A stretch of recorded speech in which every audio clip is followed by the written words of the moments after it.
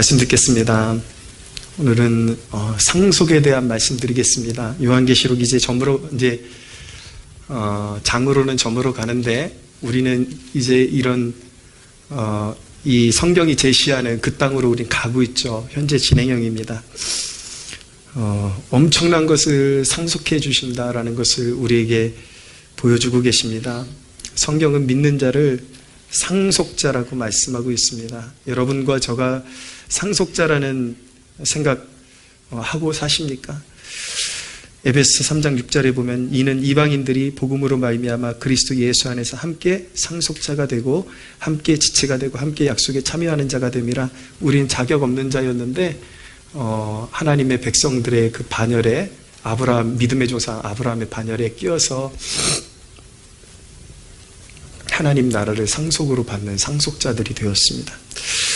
사람들은 이 상속자라는 개념을 알지 못합니다. 잘 알지 못합니다. 여러분 신앙생활하면서 내가 상속자라는 그런 개념에 대해서 얼마나 묵상해 보신 적 있습니까? 상속자가 뭔지 모르니까 작은 순종에도 벌벌 떨고 두려워합니다. 사람들 예수님 믿으라 그러면 그 상속에 대한 개념이 없으니까 아주 조물아기 같은 것들, 교회 나가기 시작하면 이제 술 안 마시면 어떡해요? 담배 안 피면 이제 무슨 재미로 살아요? 이제 사람이 생각하는 게 딱 그 수준이거든요. 근데 믿는 자에게 주시는 그 유산이 얼마나 대단한 줄 알면 그런 소리를 할 수가 없는 거죠. 그러니까 인간이, 육에 갇힌 인간이 우리가 생각하는 것보다 얼마나 작은 것들에 매여 사는지, 그걸 즐거움도 아닌데 사실은 그걸 하면서 인생이 망쳐지고 건강도 망쳐지고 아무것도 아닌 걸 가지고 매어가지고 그거를 놓기 싫어가지고 결국은 아무것도 아닌 걸 놓기 싫어가지고 영원한 삶을 바꿔버리는 그런 어리석은 존재가 바로 육적인 존재거든요. 그러나 여러분들이 물려받을 것, 믿음 안에서 물려받을 것들의 엄청난 가치를 안다면 예수님께서 마태복음 13장 44절에 천국은 마치 밭에 감추인 보화를 발견한 사람과 같아서 그 엄청난 보화를 발견하고 그 밭을 사기 위해서, 그 보화가 감추어져 있는 밭을 사기 위해서 자기의 전 소유를 다 팔아서 그 밭을 산다라고 말씀하셨습니다. 그러니까 우리가 앞으로 받을 영적인 유업의 크기가 얼마나 큰지를 알게 된다면 정말 그 모든 자신의 삶의 모든 것들을 아낌없이 하나님 앞에 드려도 그런 아깝지 않은 그런 헌신의 삶을 살아가게 되는 것입니다. 오늘 본문은 최후의 심판이 마치고 하나님의 자녀들이 상속할 유산의 목록을 보여주시는 것과 같습니다. 그냥 그림자적으로 잠깐 보여주시는 것과 같습니다. 이런 하나님께서 우리에게 부여해 주시는 천국의 실상을 사실은 인간의 어떤 언어로도 표현을 할 수가 없는 거예요. 제가 천국 간증, 지옥 간증 이런 걸 별로 안 좋아합니다. 누가 갔다 왔다 그래도 그들의 증언이 필요 없습니다.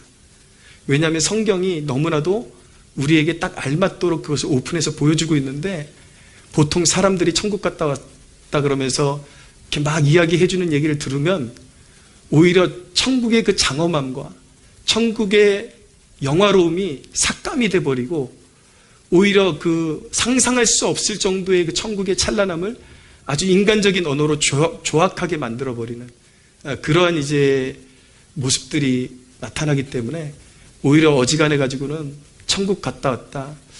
근데 이제 그런 천국과 지옥을 갔다 왔다는 간증의 문제점이 무엇이냐면, 천국을 갔다 왔다 이런 이제 신비 체험을 근거로 해서 기독교 근간이 된 교리를 흔들어 버리는 그런 일들을 자행하기 때문에 결국은 올바른 교리를 우리가 받아들이고 믿어서 천국에 가는 것인데, 천국에 갔다 왔다 그러면서 그런 걸 흔들어 버린다면 그것은 하나님께서 주신 체험이라고 이야기할 수가 없는 것이죠. 체험 중에는 잘못된 체험도 너무나도 많습니다. 그래서 우리는 천국을 바라볼 때에 그냥 객관적으로 희미하게 바라보는 것이 우리에게 유익입니다. 천국이라는 것은 우리가 우리의 언어로 다 설명할 수 없을 만큼의 찬란한 영광스러운 곳이라는 것을 우리가 인식하고 천국을 대하는 것이 합당하고 올바른 태도인 것이죠. 그러나 하나님께서 오늘 이 대목을 통해서 어렴풋이 어떤 것이 너희에게 허락될 것이다 이것을 보여주시는데 그 첫째가 무엇이냐면 바로 새하늘과 새 땅입니다. 1절을 보십시오. 또 내가 새하늘과 새 땅을 보니 처음 하늘과 처음 땅이 없어졌고 바다도 다시 있지 않더라 라고 말씀하고 있습니다. 새하늘과 새 땅을 주십니다. 처음 하늘, 그러니까 우리가 지금 살고 있는 이 땅, 이 하늘은 죄로 관영해 오던 땅입니다. 죄악이 얼룩져 있던 땅. 그곳에는 많은 사람들이 그 땅에서 희망과 행복을 찾았지만 찾지 못했던 하늘과 땅입니다. 그런데 이제 마지막에 최후의 심판을 마치고 구원이 완성되면 이제 그 하늘과 땅은 사라지고 하나님께서 하나님의 자녀들을 위해서 지으신 새 하늘과 새 땅을 주시는 것입니다. 완전히 새롭게 된 땅, 새 하늘, 유한한 이 세상은 이제 접혀버리고 끝나버리고 영원히 지속될 끝이 없는 그 나라가 펼쳐지게 되는 것입니다. 사실 이 새 하늘과 새 땅이라는 이 약속이 계시록에 처음 나타나는 말씀이 아니라 구약 성경에서 번번이 나타나는 약속인 것입니다. 저는 여러분들에게 요한계시록을 읽을 때 어떻게 읽어야 하는가에 대한 팁을 좀 드리고 싶은데 계시록 설교를 통해서 너무 잘못된 설교들이 빈번하게 사람들에게 유포가 되고 있죠. 그런 설교의 문제점은 무엇이냐면 그들의 설교를 듣고 있으면 마치 요한계시록이 마치 다른 성경과 전혀 연속성이 없는 전혀 새로운 계시인 것처럼 전혀 일반적으로 교회에서 듣지 못하는 생소한 설교를 한단 말이에요. 그게 함정인 것입니다. 그게 잘못된 거예요. 사실은 이 새하늘과 새 땅이라는 이 약속도 요한계시록이 갑자기 불쑥 튀어나온 말씀이 아니라 이미 구약시대부터 구약의 예언의 말씀을 통해서 여러 번 등장하고 있는 개념인 것입니다. 대표적으로 이사야서 65장 17절에 새하늘과 새 땅에 대한 약속의 말씀이 나오죠. 이 계시록의 처음부터 마지막까지 영적으로 올바르게 해석해 놓고 나면 구약의 창세기부터 모든 성경과 관통되는 그런 공통점을 가지고 있는 것입니다. 그래서 여러분들이 이 계시록 설교가 건강한 설교인지 아닌지 그것을 구분할 수 있는 척도가 어디에 있냐면 바로 구약부터 시작해서 모든 성경과 연결시켜 봤을 때에 연속성이 있는지 연결성이 있는지 그거를 여러분들이 따져보셔야 하는 것입니다. 하나님께서는 이 말씀을 주실 때에 이 성경에 있는 말씀을 그대로 우리에게 성취하시는 것을 구속사의 목적으로, 구속 역사의 목적으로 삼고 계시기 때문에 이 성경을 떠나서는 계시도 없고 이 성경을 떠나서는 구원도 없고 이 성경 전체를 떠나서는 올바른 성경 해석도 존재하지 않는 것입니다. 할렐루야. 두 번째로 보면은 새 예루살렘을 주십니다. 2절을 보세요. 또 내가 보매 거룩한 성 새 예루살렘이 하나님께로부터 하늘에서 내려오니 그 준비한 것이 신부가 남편을 위하여 단장한 것 같더라. 새 예루살렘, 영원한 하나님의 집을 말씀하는 것입니다. 진정한 성도들의 본향이 바로 새 예루살렘인 것입니다. 갈라디아서 4장 26절에 보면 오직 위에 있는 예루살렘은 자유자니 곧 우리 어머니라 라고 말씀하고 있어요. 진정한 하나님의 자녀들의 본향은 하늘의 예루살렘이라는 뜻을 가지고 있는 것입니다. 그래서 종교인과 교회는 다니지만 종교인과 진짜 하나님의 자녀들이 어떻게 구분이 될 수 있는가? 그냥 교회에 발만 밟고 있는 종교인들은 자기가 종교적인 행습, 그냥 교회에 출석하고 어떤 기독교인의 어떤 습관을 행하는 것을 통해서 자기가 하나님의 자녀라고 그렇게 착각을 하는 것이죠. 그러나 그들이 하나님의 자녀가 아니라 진정한 하나님의 자녀들은 항상 하늘의 예루살렘으로부터 태어난 사람들이기 때문에 마음속에 성령의 감화가 있는 사람들이 하나님의 자녀들인 것입니다. 그들은 항상 십자가의 복음을 들을 때 감동이 있어요. 그 십자가의 복음에 능력이 있는 것을 알고 있습니다. 그리고 예배 드릴 때 그냥 예배에 나왔기 때문에 만족하는 것이 아니라 이곳이 바로 영광스러운 하나님의 임재의 처소라는 걸 의식하고 자신의 목마른 마음을 하나님 앞에 올려드리면서 하나님, 저는 오늘 하나님 만나야겠습니다. 오늘 만나고 싶습니다. 성령의 감화가 나의 짓눌린 마음, 나의 상한 마음이 오늘 예배를 통해서 성령의 감화를 통해서 나의 인간적인 찌꺼기는 녹아지게 해주시고 진정한 회개를 이루게 하시고 하나님의 임재 가운데 영원하신 아버지께서 내 곁에 계심을 알게 하옵소서. 그 간절한 마음 가지고 나아갈 수 있는 사람, 그 영혼이 반응하는 사람이 바로 새 예루살렘에서 태어난 하나님의 자녀들임을 믿으시기를 바랍니다. 할렐루야. 하나님은 여러분들 모두가 그런 자녀들이 되기를 원하십니다. 성령의 감화가 있는 하나님의 자녀들, 십자가의 복음 생각할 때 눈물이 있는 하나님의 자녀들, 하나님의 헌신을 생각할 때에 그 삶을 하나님 앞에 드리고 싶은 그 열망으로 가득 찬 하나님의 자녀들이 되기를 원하시는 것입니다.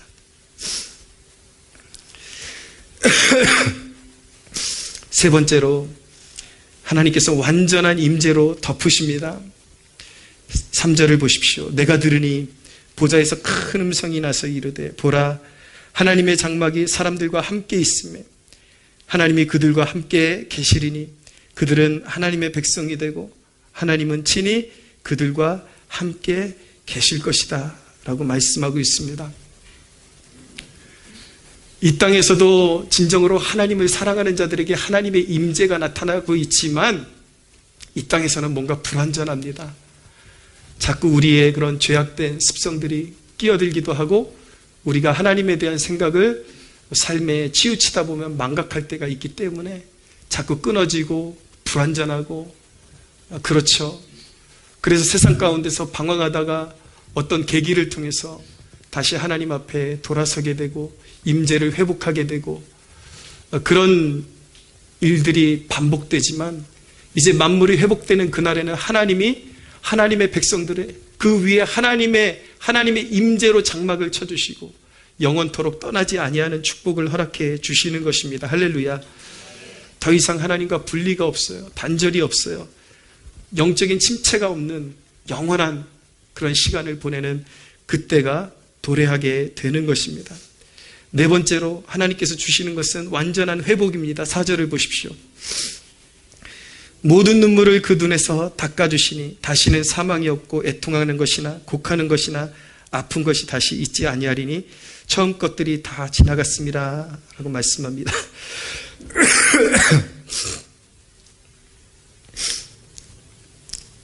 여러분, 가슴에 잘 와닿지 않으면 곱씹어서 읽어보십시오. 여러분들의 인생에 무엇 때문에 고통을 받고 있습니까? 무엇 때문에 가장 고통을 받고 살아가고 있습니까?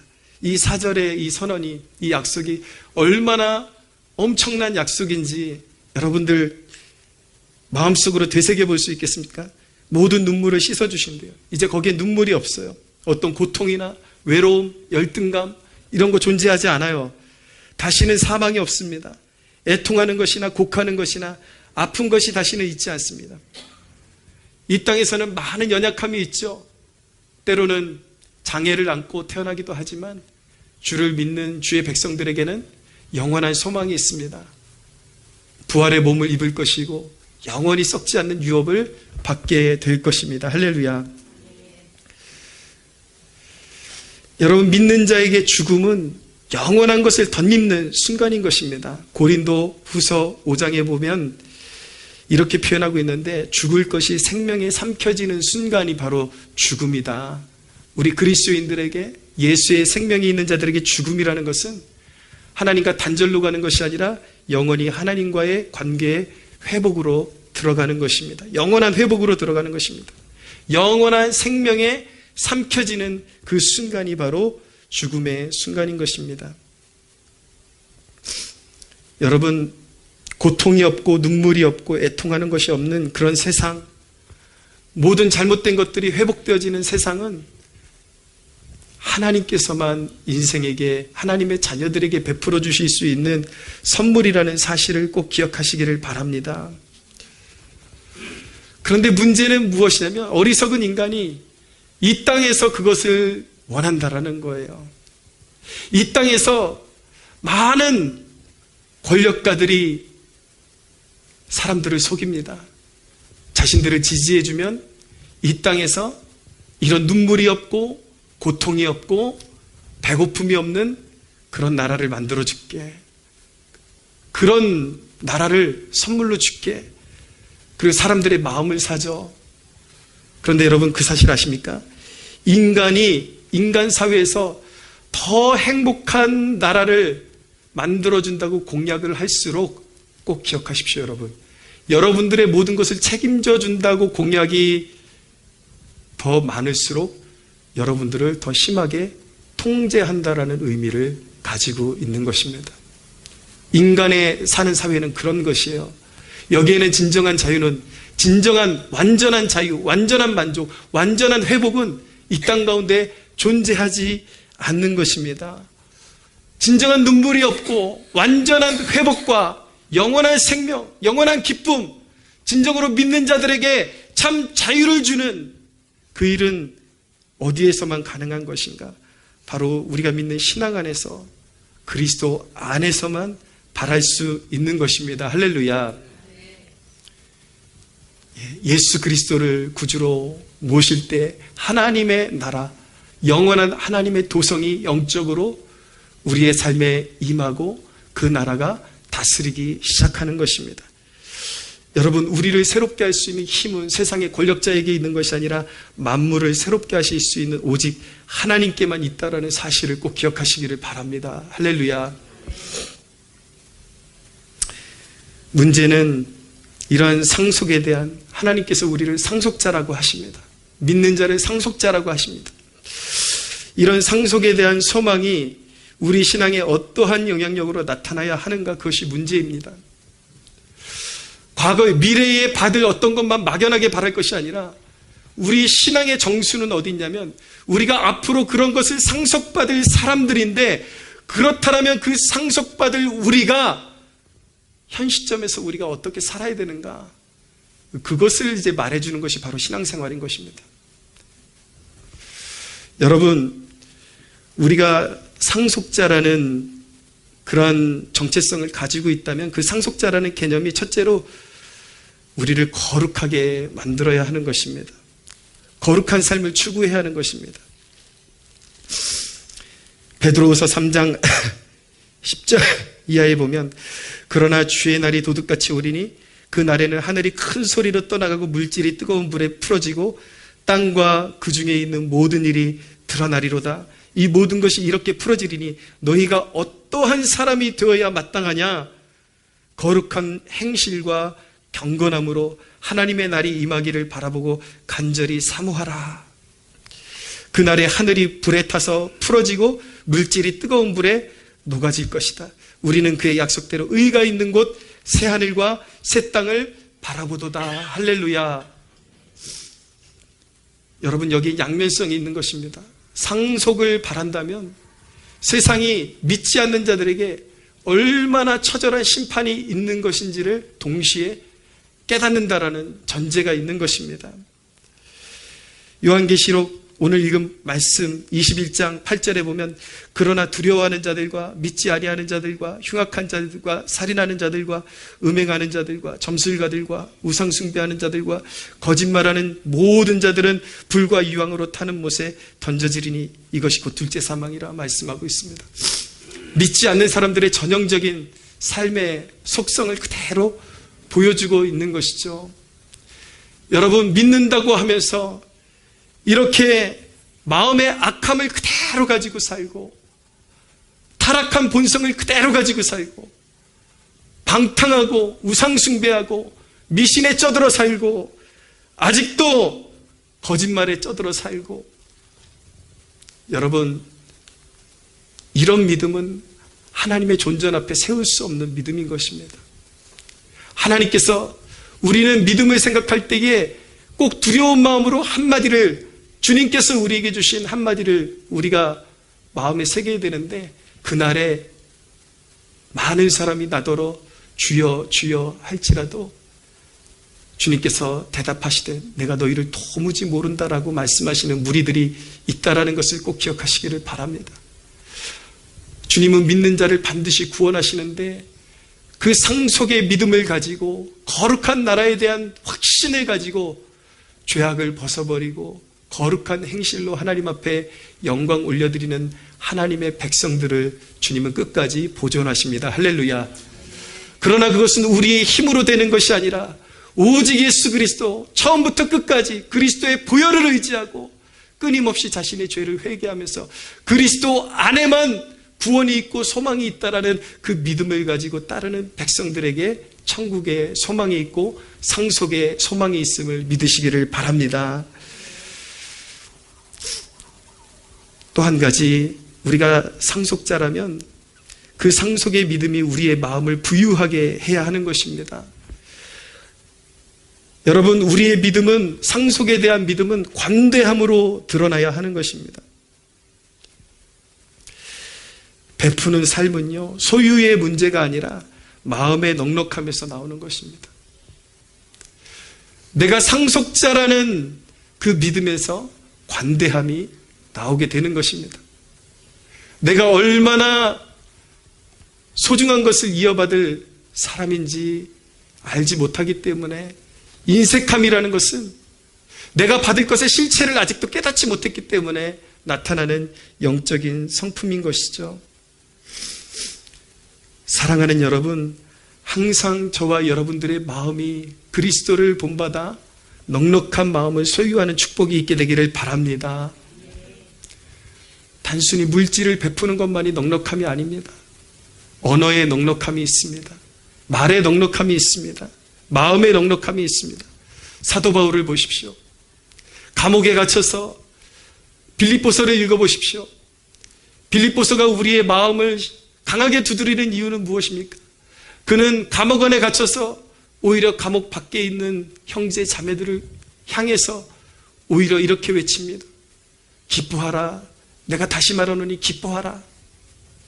내가 지금 갇혀 있는 것 같지만, 내가 지금 시위대에 갇혀 있는 이 일을 통하여서 오히려 복음이 고관들에게 더욱더 확산되는 그런 놀라운 기회를 가지고 있다. 하나님께서 나는 갇혀 있지만 이곳에 역사하시는 하나님의 말씀의 역사는 여전히 동일하게 역사하고 있는 것을 내가 보고 있다. 그러므로 나를 부끄러워하지 말고 나의 형제들이여, 나의 자매들이여, 기뻐하십시오. 사랑하는 여러분, 진짜 그리스도인이라면요, 제가 늘 자주 이 강단에서 말씀드린 부분이 있는데, 심지어 내가 지금 시한부 인생을 선고받았다 할지라도, 내가 지금 암 사기라 할지라도 오히려 나보다 경미한 질병으로 고통받는 백성들에 대해서, 사람들에 대해서 가서 기도해 줄 수 있고 괜찮다라고 어깨 두드려 줄 수 있고, 나에게는 영원한 소망이 있으니 오히려 당신도 예수님 믿고 그 영원한 소망, 우리가 겪어보니까 이 땅에 있는 그 모든 육신의 것들은 지나가는 것이고 다 한시적으로 여기서 고침받아도 또 죽을 텐데, 가장 소중한 선물이 바로 영원한 삶이요, 영원한 천국을 유업으로 받는 것이라는 것을 알려주는 것이 바로 복된 삶임을 믿으시기를 바랍니다.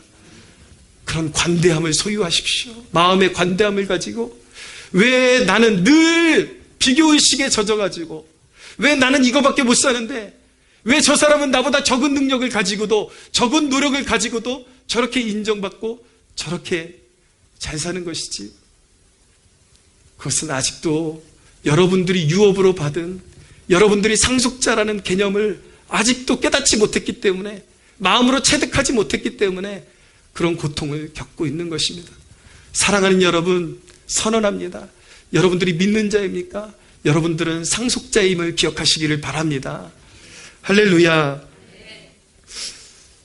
상속에 대한 믿음은 아낌없는 헌신으로 드러나야 합니다. 천국을 발견한 자는 모든 소유를 팔아서 산다라고 말씀드렸어요. 여러분 영화 신들러 리스트 보셨습니까? 신들러가 굉장한 거부잖아요.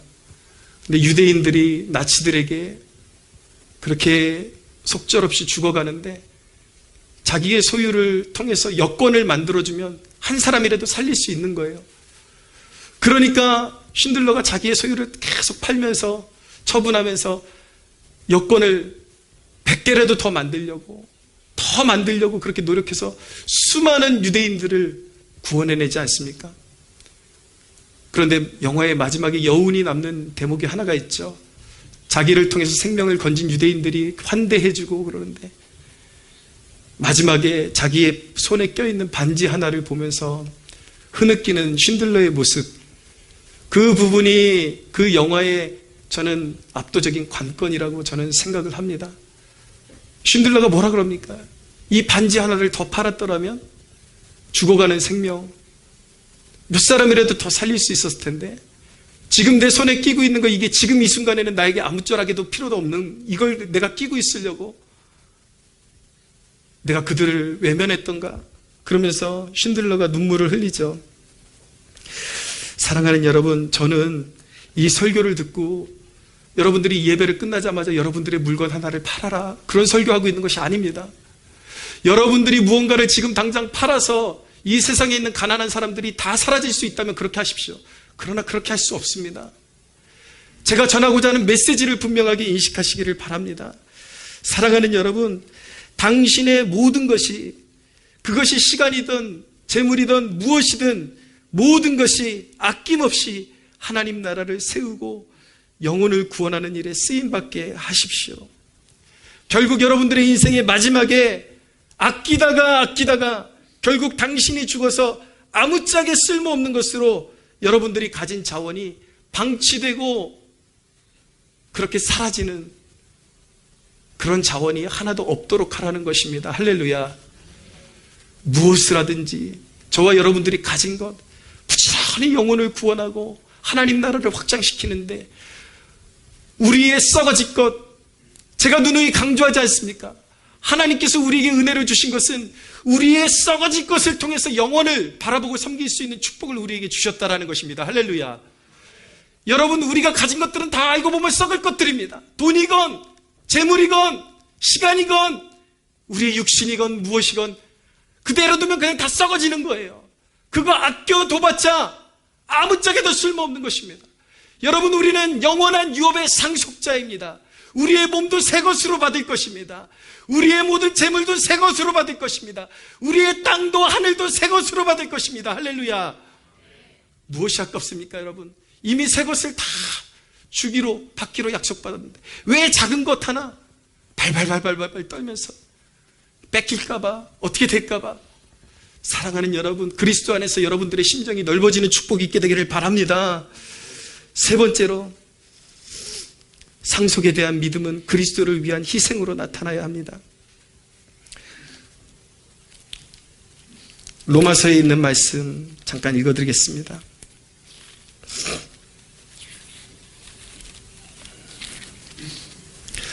로마서 8장 17절입니다. 자녀이면 또한 상속자, 곧 하나님의 상속자요, 그리스도와 함께 한 상속자니 우리가 그와 함께 영광을 받기 위하여 고난도 함께 받아야 할 것이니라.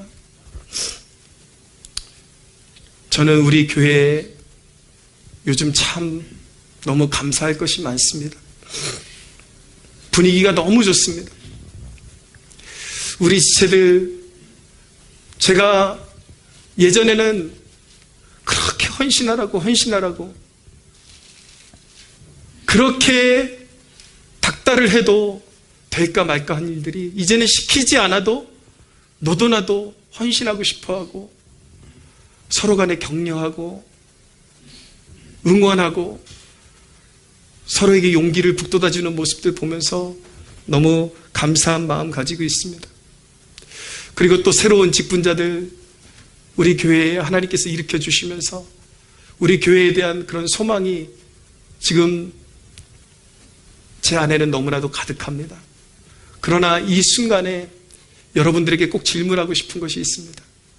이 순간에 여러분들에게 꼭 작정하고 여러분들에게 도전하고 싶은 것이 있습니다. 잘 들어주십시오.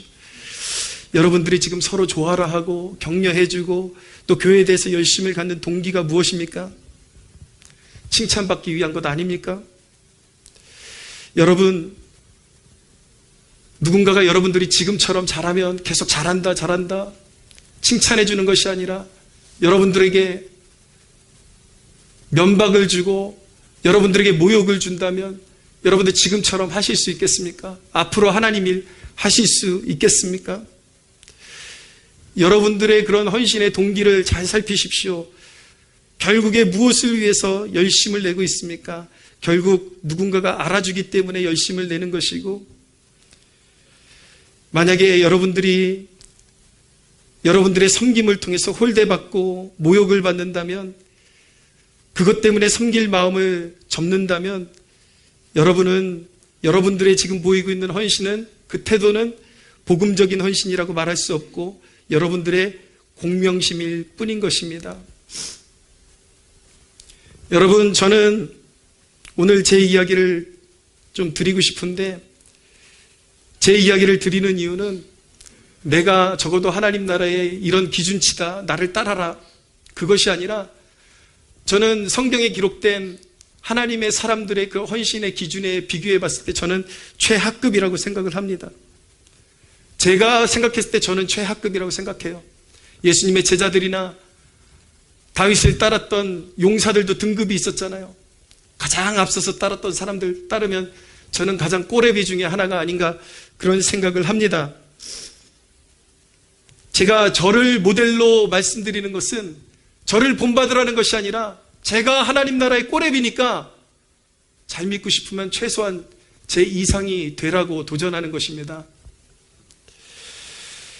여러분, 사람들이 저를 평가할 때, 최근에도 엊그저께도 여기 인테리어를 했던 젊은 부부가 다녀갔어요. 식사하면서 저에 대한 그냥 개인적인 그냥 가벼운 이야기가 오고 가면서, 목사님은 되게 할 얘기 다 강하게 하시고 강직하게 하시고 결코 누구에게도 이렇게 소위 이렇게 아쉬운 소리 하지 않을 것 같은 그런 강인한 이미지라고 늘 이야기를 합니다. 근데 제가 그런 소리를 한두 번 들은 게 아니라, 또 저를 아시는 분들은 제 유튜브나 이런 데 제가 댓글 다는 모습을 보고서 얼마나 제가 직설적으로 폭격을 쏟는지 보신 분들도 있기 때문에, 저 목사는 어디 가서도 말에 있어서 지지 않거나 자기 그런 어떤 자존심에 흠이 가는 것을 결코 허락하지 않을 그럴 사람이다 라고 그렇게 생각하는 경향들이 있는 것 같습니다. 진리를 지키는 면에 있어서는 제 나름대로 기준이 있습니다. 제가 그냥 욕먹는 것이 그냥 나 하나 욕먹는 것으로 끝나는 것이 아니라 어떤 진리가 왜곡될 위험이 있거나 잘못된 정보로 와전될 이유가 있거나 그럴 때는 적극적으로 항변을 하죠. 그런데 여러분, 그 모습이 전부가 아니라는 것을 알아주기를 바랍니다. 이런 일이 있었습니다. 우리 경돈 형제님 체육관에 제가 처음 나가기 시작했는데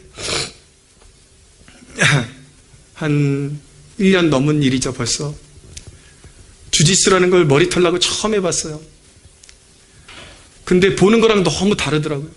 보는 거는 누워서 그냥 막 이렇게 노는 것 같은데 한번 꺾이니까 와, 사람이 진짜 뼈가 으스러지는 것 같고, 근데 거기에 이렇게 자기를 뽐내기를 좋아하는 한 청년이 있었습니다. 이 청년이 제가 초보자인데 들이다 그냥 꺾어버리는 거예요. 막 던져버리고 꺾어버리고. 그 청년을 통해서 다친 사람이 한둘이 아니에요. 근데 거기까지는 괜찮은데 저한테 기술을 가르쳐 주는데 제 팔을 부여잡고 막 어떻게 설명해 주면서, 저는 이제 50을 바라보는 사람이고 그 친구는 이제 30대 초반인데 뭐라고 하냐면 저한테 대가리를 이리로 집어넣으라고 그렇게 표현을 하는 거예요. 대가리를 이리로 집어넣으라고.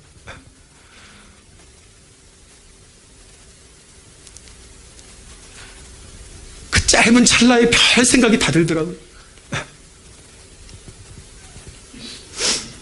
그래서 이거를 누구한테 얘기를 해야 되나. 제일 쿨한 방법은 그냥 다음날부터 체육관 안 나가는 거였어요. 우리 후레자식도 이런 후레자식이 다 있나 속으로. 그렇지만 어떤 걸 생각했냐면 하나님이 나를 이곳에 보내신 뜻이 있을 텐데 여기서 내가 자존심 상하고 모욕적이라고 그만두면 내가 여기 그래도 기도하고 영혼 구원하겠다고 여기 섰는데 이거 하나 못 이겨내고 뛰쳐나가면 하나님의 나라에 큰 막중한 불순종을 안겨드리는 그런 일이 될 것 같다는 생각이 들었어요. 우리 저기 경돈 형제님하고 막 전도하고 있는데 여기서 포기하면 안 되잖아요. 그래서 일부러 못 들은 척 했어요. 다 못 들은 척하고 꼭 참고, 그리고 그 청년에게 얼굴을 피하고 이 몹쓸 새끼 그러고 피한 게 아니라 굉장히 칭찬해 줬어요. 제가 형제는 정말 이거 타고난 것 같다, 잘한다고, 나 배우고 싶다고.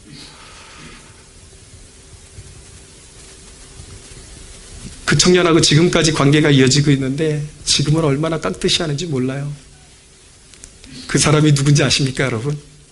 지난번에 체육관 우리 신방 갔을 때 민우 씨가 그 청년이에요. 얼마나 지금은 가면 목사님 오셨어요, 얼마나 잘하는지. 지금 생각해 봅니다. 그때 내가 그 수욕감에, 그 모욕감에 체육관을 그만두거나 아니면 내가 승질 나가지고 어떻게 이럴 수 있냐고 막 누구한테 따졌더라면 지금 이 자리에 우리 경돈 형제님, 아들 승준이, 제도, 승원이, 저 영혼들이 지금 여기에 있을 수 있었겠습니까, 여러분? 없어요.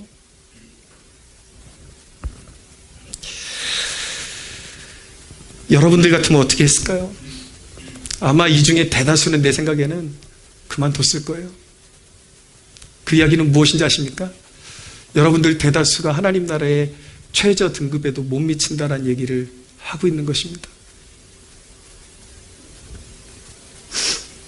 우리 스승 목사님 지난주에 오셨잖아요. 이 목사님 성격이 제 청지시절에 되게 괄괄하셨거든요. 완전 다른 사람이 됐어요. 제주도 갔을 때 저한테 말씀하시는데 어떤 말씀을 하시냐면 수년 동안 믿고 같이 했던 직분자 중에 한 사람이 어느 날 식사 대접을 하고 싶다 그래가지고 나갔더니 이만한 노트를 주더래. 이게 뭐냐 그랬더니 목사님 설교에 잘못된 걸 그동안 이렇게 기록을 했습니다. 그러니까 자기가 신학자가 아니기 때문에 신학적으로 틀렸다라는 걸 적은 게 아니라 목사님 설교가 어느 부분에서 했던 말을 또 하고 또 하고 또 하고 반복이 돼서 사람들이 힘들게 하고 설교가 길어졌던 부분들, 그런 것들을 다 낱낱이 기록해 놓은 거예요. 제가 그 얘기를 듣는데 목사님 많이 변하셨더라고요. 정말 소중한 사람이 자기에게 줬기 때문에 믿을만 했고 고마움으로 받았다라는 거예요. 그거를 지금도 간직하고 계시대요.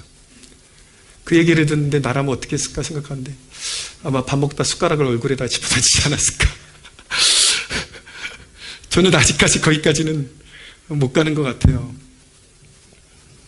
근데 여러분, 나를 죽이지 않고 하나님의 영광을 위해서 수치를 감내하지 않는 영원한 영광은 존재하지 않습니다. 사랑하는 여러분, 하나님의 일 하면서 마음에 조금의 스크래치 나는 것도 참지 못하고 조금만 오해받으면 세상 무너진 것처럼 주저앉고 주의 일 감당할 수 있니 없니, 이런 얕은 마음으로는요 결코 주의 일을 감당할 수 없습니다.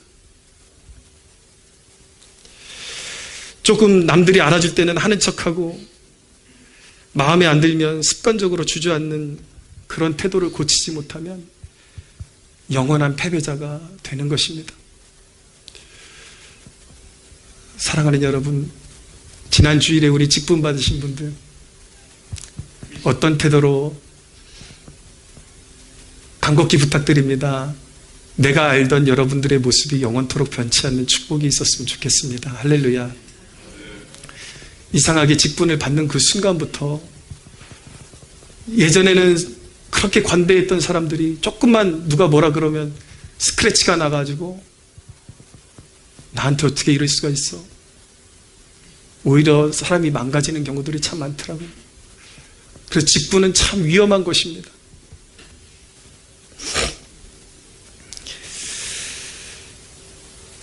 사랑하는 여러분, 제가 말씀드렸습니다. 제가 하나님 나라의 최저 등급입니다. 우리 성도들은 적어도 목사를 뛰어넘는 출중한 하나님의 사람들 되시기를 축원합니다. 할렐루야. 말씀 뵙겠습니다. 누가 알아주지 않아도 천대해도 그 목마름을 가지고 주님밖에 없습니다. 누가 뭐라 그래도 오직 예수 그리스도를 쫓는 자들이 바로 상속을 받기에 합당한 자들인 것입니다. 기억하십시오. 그리스도를 위해서 수모를 당하고 수치를 당할 수 있는 기회도 한정적입니다. 이 땅이 전부입니다. 이 땅에서 수치를 당할 때 기뻐할 수 있는 저와 여러분들 되시기를 주님의 이름으로 축원합니다.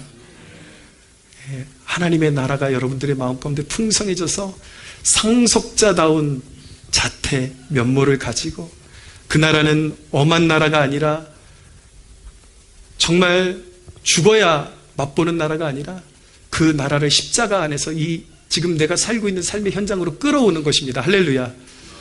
주님을 위해서 희생하는 자가 상속자입니다. 할렐루야. 끝까지 승리하는 여러분들 되시기를 예수님의 이름으로 축원합니다. 할렐루야. 하나님께 영광의 박수 올려드리겠습니다.